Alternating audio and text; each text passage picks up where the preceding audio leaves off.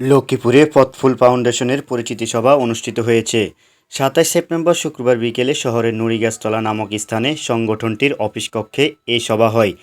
পথফুল ফাউন্ডেশনের সভাপতি মোহাম্মদ রুবেলের সভাপতিত্বে সাধারণ সম্পাদক সাংবাদিক আমজাদ হোসেনের সঞ্চালনায়, সহসভাপতি মোহাম্মদ শরীফ হোসেনের আলোচনায় এতে উপস্থিত ছিলেন উপদেষ্টা মোহাম্মদ কামাল হোসেন, সহ সাধারণ সম্পাদক মোহাম্মদ জাহাঙ্গীর আলম, সাংগঠনিক সম্পাদক এসআর সোহেল, সহ সাংগঠনিক সম্পাদক মোহাম্মদ ফয়সল হোসেন সোহাগ, প্রচার সম্পাদক মোহাম্মদ জীবন হাসান রকি, অর্থ বিষয়ক সম্পাদক মোহাম্মদ ইমন মিজি, সহ অর্থ বিষয়ক সম্পাদক মোহাম্মদ রাশেদ ওয়াহিদ, দপ্তর সম্পাদক সাংবাদিক মোহাম্মদ জসিমউদ্দিন পিএ, শিক্ষা বিষয়ক সম্পাদক মোহাম্মদ শরীফ হোসেন, ধর্ম বিষয়ক সম্পাদক মোহাম্মদ ফজল করিম, আইন বিষয়ক সম্পাদক অ্যাডভোকেট মনোয়ার হোসাইন জাভেদ, সাংস্কৃতিক বিষয়ক সম্পাদক সাংবাদিক আব্দুল খালেক, ক্রীড়া বিষয়ক সম্পাদক মোহাম্মদ নূর হোসেন, নারী বিষয়ক সম্পাদক আসমা আক্তার শিপু, কার্যনির্বাহী সদস্য মোহাম্মদ আলমগীর হোসেন, হারুন রশিদ, ইউসুফ পাটোয়ারি সহ এলাকার গণ্যমান্য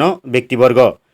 অনুষ্ঠানে বক্তারা বলেন, পথফুল ফাউন্ডেশন একটি অরাজনৈতিক স্বেচ্ছাসেবী সংগঠন, অসহায় মানুষের সংগঠন, বাল্যবিয়ে, নারী কেলেঙ্কারির বিরুদ্ধে লড়াই করার সংগঠন, জেলার নোংরা আবর্জনা পরিষ্কার করার সংগঠন, বৈষম্য দূর করার সংগঠন, মাদক নির্মূল করার সংগঠন, অলাভজনক সংগঠন, রক্ত দিয়ে অসহায়দের পাশে দাঁড়ানোর সংগঠন।